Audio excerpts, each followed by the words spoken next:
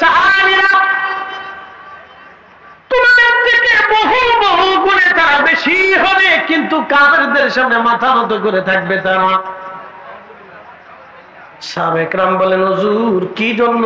নবীজি বলেন, সাহাবীরা রে, তোমরা যেমন দুনিয়াকে লাথি মেরে মৃত্যুকে কবুল করে নিয়েছো, মরণকে তোমরা ভয় পাও না, আমার এক জামাত উম্মত দুনিয়াতে আসবে যারা মৃত্যুকে ভয় পাবে, দুনিয়াকে ভালোবাসবে। সবাইকে আল্লাহ নবী মনোনীত করেন নাই, সবাইকে আল্লাহ রাসূল মনোনীত করেন নাই।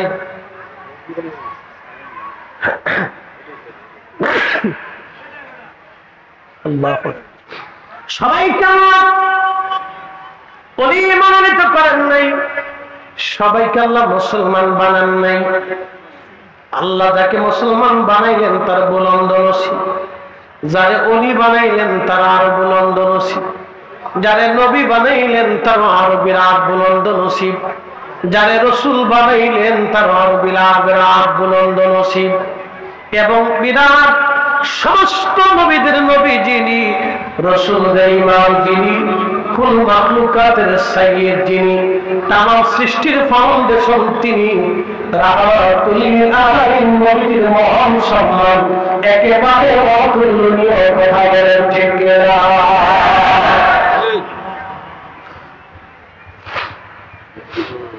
খুবই মনোযোগের সাথে কথা বলে শুনবেন হাজিরিন। ঈমান নিয়ে কবরে যাওয়াটা হলো জীবনের সবচেয়ে বড় সার্থকতা। ঈমান নিয়ে কবরে যদি না যেতে পারেন, জিন্দেগি বড় বরবাদ হয়ে যাবে। এই জন্য আল্লাহ কোরআনে বললেন, ইয়া আইয়ুহাল্লাযীনা আমানুত্তাকুল্লাহ, ঈমানদারেরা রে আমি আল্লাহকে ভয় করো, হাক্কা তুকাতিহি, ভয় করার মতো করো, ওয়ালা তামুতুন্না ইল্লা ওয়া আনতুম মুসলিমুন, মুসলমান না হইয়া মইরো না। মুসলমান হতে হবে কার মতো? মুসলিম হতে হবে সাহাবীদের আমলে, মুসলিম হতে হবে তাবেঈদের আমলে, মুসলিম হতে হবে তাবেঈদের আমলে, মুসলিম হতে হবে ওলিদের আমলে। কথা বল না কেন? ওলিরা যেই পথে, আমরা থাকবো সেই পথে। কারণ খাজা বাবা আজমিরি ছিলেন আহলুস সুন্নাত ওয়াল জামাতের অনুসারী। আহলে সুন্নাত ওয়াল জামাতের অনুসারী ছাড়া কোনো মা ওলির জন্ম দিতে পারে না। আছে? পারে নাই, কোনো মা ওলির জন্ম দিতে পারে না। এই জন্য মুসলমান হতে হবে সাহাবীদের আমলে। আউলিয়া কেরাম যেই পথে, যেই মাঠে ঘুমিয়ে গেলেন, ওই পথে, ওই মতে, ওই ঈমানে যারা ঘুমাবে তারা ওয়ালা তামুতুন্না ইল্লা ওয়া আনতুম মুসলিমুন, তারা মুসলমান হয়ে কবরে যাবে। ওলিদের পথ ছাড়া প্রকৃত মুসলমান হওয়া যায় না। উপস্থিতি কুরআন শরীফ থেকে প্রথমে একটা আয়াত পড়েছিলাম, ওই আয়াতের তাফসীরের দিকে যাব। নবীর দরবারে একজন সাহাবী ছিলেন, তার নাম সালাবা আল আনসারী। ওই সময় মুহাজির সাহাবী যারা ছিলেন তারা হিজরত করে মদিনায় গেলেন, আর মদিনার সাহাবীদেরকে বলা হতো আনসারী, সাহায্যকারী। আর মুহাজির যারা যারা হিজরতকারী, তারা বিভিন্ন অঞ্চল থেকে হিজরত করে মদিনায় আসলো। তাদের তো বাড়ি নাই, ঘর নাই, জমি নাই, সম্পদ নাই, ভাই নাই, বোন নাই, বংশ নাই, আত্মীয়তা কেউ নাই। আল্লাহ নবী সমস্ত আনসারীদেরকে ডেকে বলেন, আনসারীরা রে, আমার মুহাজির সাহাবীদেরকে তোমরা এক একজন নিয়ে ভাই বানায় নাও। কি বানায় নাও? ভাই। মুহাজিরদেরকে নিয়ে তোমরা ভাই বানায় নাও। সমস্ত আনসারী সাহাবীরা মুহাজিরদেরকে নিয়ে গেলেন ভাই বানায়া। কারো যদি জমি ছিল, অর্ধেক জমি ভাইয়ের নামে দিয়ে দিল। দুইটা ঘর থাকলে একটা ঘর ভাইকে দিয়ে দিল। বাড়ি বাসনপত্রগুলি ভাগ করে তার মুহাজির ভাইকে দিয়ে দিল। কারো যদি দুইজন স্ত্রী ছিল, একজন স্ত্রীকে তালাক দিয়ে তার ভাইয়ের সাথে বিবাহ পড়ায় দিল। একসাথে বলবেন আল্লাহু আকবার। না না হয় আরো জোরে বলে। এই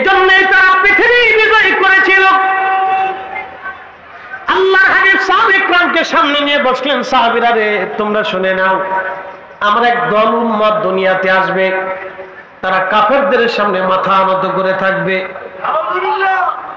সাহাবায়ে কেরাম চিন্তায় পড়ে গেলেন, ইয়া রাসূলুল্লাহ, তারা কি আমাদের থেকে সংখ্যায় কম হবে? নবীজি বলেন, না সাহাবীরা, তারা তোমাদের থেকে বহু বহু বলে সংখ্যায় বেশি থাকবে। একটু চিন্তা করেন, আল্লাহ রাসূলের কথার সাথে মিলে দেখেন। সাহাবায়ে কেরাম খুব চিন্তায় পড়ে গেলেন, পেরেশানির মধ্যে পড়ে, এত বেশি পেরেশানি পড়লেন যে চিন্তায় পড়ে গেলেন যে এত উম্মত থাকার পরও তারা কাফেরদের সামনে মাথা নত করবে, আর আমরা মুসলিম এই কয়জন কাফেরদের সামনে মাথা নত করি না।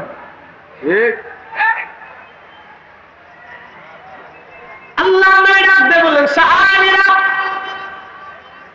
তোমাদের থেকে বহু বহু গুণে তারা বেশি হবে, কিন্তু কাফেরদের সামনে মাথা নত করে থাকবে তারা। সাহাবায়ে কেরাম বলেন, হুজুর কি জন্য? নবীজি বলেন, সাহাবীরা রে, তোমরা যেমন দুনিয়াকে লাথি মেরে মৃত্যুকে কবুল করে নিয়েছো, মরণকে তোমরা ভয় পাও না, আমার এক জামাত উম্মত দুনিয়াতে আসবে যারা মৃত্যুকে ভয় পাবে, দুনিয়াকে ভালোবাসবে। মিলিয়ে নিবেন, খুব মিলাবেন। মৃত্যুটাকে ভয় পাবে, দুনিয়াটাকে ভালোবেসে নিবে। মৃত্যুটাকে ভয় পাবে, দুনিয়াটাকে ভালোবেসে নিবে। ঠিক ওই সময় আমার উম্মতরা কাফেরদের সামনে মাথা নত করে পড়ে থাকবে। তারা সংখ্যায় বেশি হবে, কিন্তু কাফেরদেরকে তারা ভয় পাবে। সংখ্যায় তারা বেশি, কিন্তু কাফেরদেরকে ভয় পাবে। সারা পৃথিবীতে দেশ আছে, মুসলিম দেশ আছে কয়টা? 52টা না 57টা? 57টা মুসলিম দেশ আছে। 57 মুসলিম দেশের 57 জন সেনা প্রধান আছে, 57 জন রাষ্ট্রপ্রধান আছে। 57টা মুসলিম দেশে মিনিমাম হলো 1 কোটি মুসলমান সৈন্য ফৌজ আছে। 57টা মুসলিম দেশে 57টা বিমান বাহিনী আছে, বিমান বাহিনী প্রধান আছে, পুলিশ প্রধান আছে, গোয়েন্দা ডিভিশন প্রধান আছে। 57টা মুসলিম দেশের 200 কোটি মুসলমান বাইতুল আকসা দখল করে নিয়ে চলে গেল। আপনি শুনলে গা শিহরে উঠবে। বাইতুল আকসাতে কতজন মুসলমান নামাজ পড়বে ইহুদিরা নির্ধারণ করে দেয়। বাইতুল আকসা কখন আযান মানে ইমাম নামাজ পড়তে পারবে কিনা ইহুদিরা সেটা ডিরেকশন দেয়। বাইতুল আকসাতে কতজন মুসলমান ঢুকবে, কখন আসবে বের হবে, ইহুদিরা সেটা নির্বাচন করে দেয়। বাইতুল আকসা আমাদের নিয়ম করে নাই, এটা কাফেররা নিয়ে মেনে গেছে। 200 কোটি মুসলমান থাকার পরে বাইতুল আকসা আমাদের হাতছাড়া হয়ে গেল। 57 জন সেনা প্রধান থাকার পরে বাইতুল আকসা চলে গেল। 1 কোটি মুসলিম ফৌজ সৈন্য বাহিনী থাকার পরে বাইতুল আকসা চলে গেল। তার অর্থ হলো মুসলমান দুনিয়া ভাইয়া আল্লাহ ভুলে গেছে, রাসূলের গোলামি ভুলে গেছে। কথা বলেন ঠিক কিনা? আপনি বুঝে বুঝে আল্লাহ রাসূলের কথার সাথে মিলিয়ে দেখবেন। 1450 বছর আগে যা যা বলেছে ঠিক তাই। সংখ্যা অনেক হবে, কিন্তু তার কাফেরদের সাথে সামনে মাথা নত করবে, ভয় পাবে। আপনি বুঝতে পারছেন, পৃথিবীর কোন দেশ সাহস পায় না। পৃথিবীর কোন দেশ সাহস পায় না। বলবেন ইরান, না, সেও সাহস পায় না। সে মাঝে মধ্যে 2 সাইড দিয়ে ক্ষেপণাস্ত্র ফুটিং মারছে, মারার পরে থেমে গেছে। শুধু হামাসের কিছু যোদ্ধারা যুদ্ধ করে টিকে আছে, বাড়িঘর শেষ হয়ে গেছে, সন্তান শহীদ হয়ে গেছে, কিচ্ছু নাই তাদের, কিন্তু তারপরও তারা যুদ্ধ করে যাচ্ছে। একসাথে বলবেন আল্লাহু আকবার। না হয় না, আরো জোরে বলুন। মুসলমান আছে কয়জন হিসাব করছে? মুসলমান আছে সৌদির বাদশা, বিরাট মুসলমান। মধ্যপ্রাচ্যের যত আমির ওমরা আছে সব বিরাট বিরাট মুসলমান, না বিরাট বিরাট মুসলমান। তারা ঘন্টা মুড়ি সবসময় থাকে, ঘন্টা মাথার তুলতে সরাই না। কি কথা বল না, ঘন্টা মাথার থেকে সরাই না, এটা সরাই তো না, এটা সাইনবোর্ড। এটা কি সাইনবোর্ড? মাথার থেকে ঘন্টা সরাই না। তো এক একজনের বউ আছে 30টি, এই বেটা ডরাবে না, ডরাবে কি আপনি আমি? চিন্তা করে আমি মরে গেলে আমার বউদের অবস্থা কি হবে? কথা ক্লিয়ার, কোনো ভেজাল টেজাল নেই তো। কারো বিবি আছে 25টা, কারো স্ত্রী আছে 15টা, কারো আছে 20টা, যার যত টাকা তার তত বউ, অসুবিধা নেই। এরা আবার আমার দেশে এসে ফতোয়া মারে মিলাদুন নবী হারাম, তোর ফতোয়া দৃষ্টি কি নেই?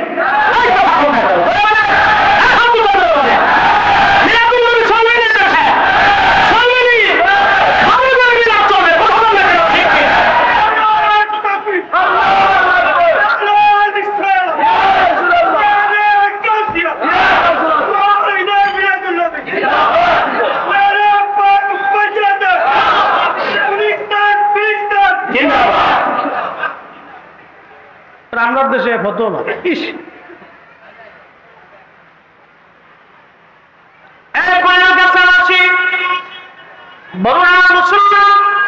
খুবই মনোযোগের সাথে কথাগুলি শুনবেন। সাহাবায়ে কেরাম আল্লাহকে ভয় করেছিলেন কেমনে, একটা ঘটনা আজ আপনাদেরকে শোনাই।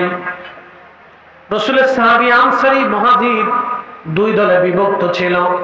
আল্লাহ নবী বলেন, তাবুকের যুদ্ধের ময়দানে কারা যাবে তারা চলো। 30,000 সাহাবী প্রস্তুতি নিল, তাবুকের যুদ্ধের ময়দানে যাবে। মদিনা মুনাওয়ারা থেকে প্রায় 1000 মাইল দূর। কত হাজার? 1000। কেমনে যাইতে হবে? পায়ে হেঁটে, যুদ্ধের জন্য। কোন সাহাবী আসছে, তার কোনো খাবার টাবার নেই, একই কাপড়, একটা জুব্বা, একটা চাদর আর একটা তলোয়ার নিয়ে যুদ্ধের রওনা দিচ্ছে। একসাথে বলবেন আল্লাহু আকবার। জীবনের জন্য না শাহাদাতের জন্য? শাহাদাতের জন্য। তারা আল্লাহকে ভয় করত, দুনিয়াকে ভালোবাসত না, মৃত্যুকে পছন্দ করত। কারণ তারা জানতো আমার মৃত্যু মানে আল্লাহর সাথে সাক্ষাৎ। আশিক রাসূল যারা, তারা মরণকে ভয় পায় না। তারা চিন্তা করে মৃত্যুর পরে আমার কবরে আমার রাসূলের সাথে দেখা হবে। ইমাম আহলুস সুন্নাত আলা হযরত রাহিমাহুল্লাহ, হুজুর গাউসে পাক রাহিমাহুল্লাহ, ইমাম মালিক রাহিমাহুল্লাহ, মুজাদ্দিদ আল-ফিসানি রাহিমাহুল্লাহ, খাজা ওয়াকিবুল্লাহ রাহিমাহুল্লাহ, শাহ সুফি ফতেহ আলী রাসূলুল্লাহ রাহিমাহুল্লাহ, পৃথিবীর বড় বড় বুজুর্গ যারা ছিলেন তারা মৃত্যুকে পছন্দ করতেন যে মৃত্যুর পরেই আমার রাসূলের সাথে দিদার হবে। আল্লাহু আকবার।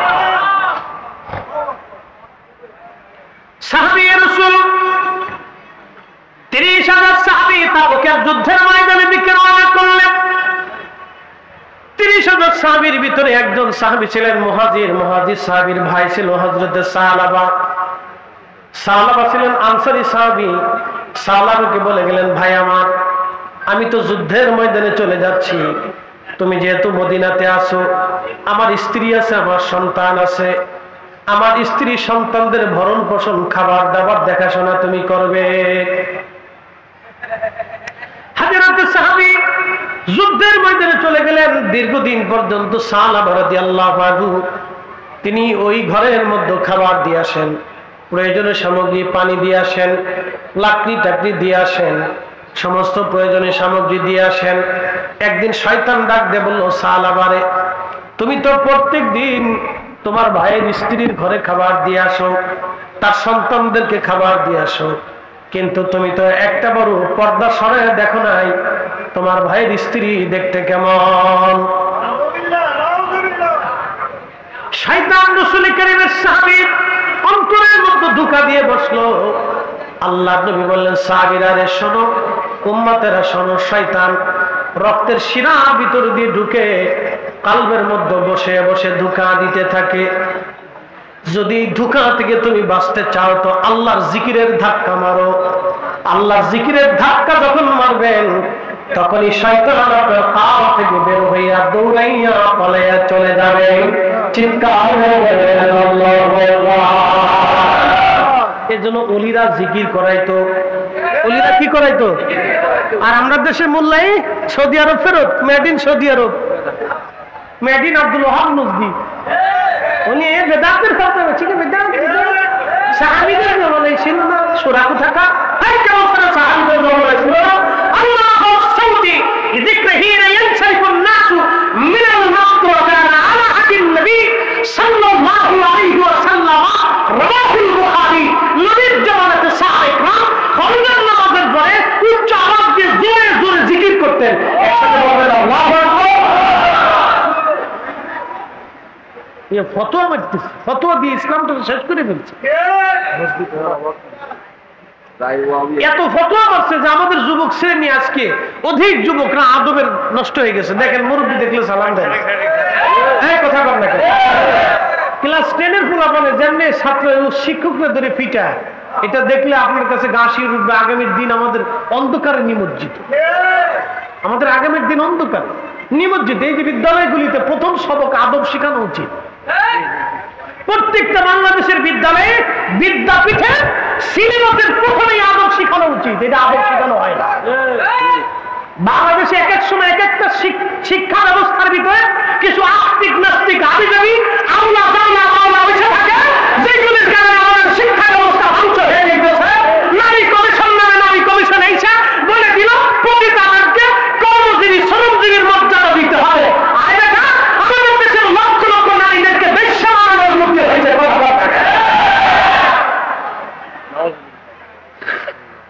আমরা উচিত কথা বললে বলবো হুজুরে ভালো না। আপনি বুঝতে পারতেছেন, যদি এদেশের প্রতি তাদেরকে যদি শ্রমিক হিসেবে মর্যাদা দেওয়া হয়, এদেশের লক্ষ লক্ষ নারীরা প্রতিটা ব্যবসায় নেমে যাবে, লক্ষ লক্ষ যুবকদের চরিত্র নষ্ট হবে, লক্ষ লক্ষ ফ্যামিলি ধ্বংস হবে, লক্ষ লক্ষ সন্তানের বাবা মার কোনো পরিচয় থাকবে না। এটা কখনই হতে দেওয়া যাবে না, এটা কখনই হতে দেওয়া যাবে না।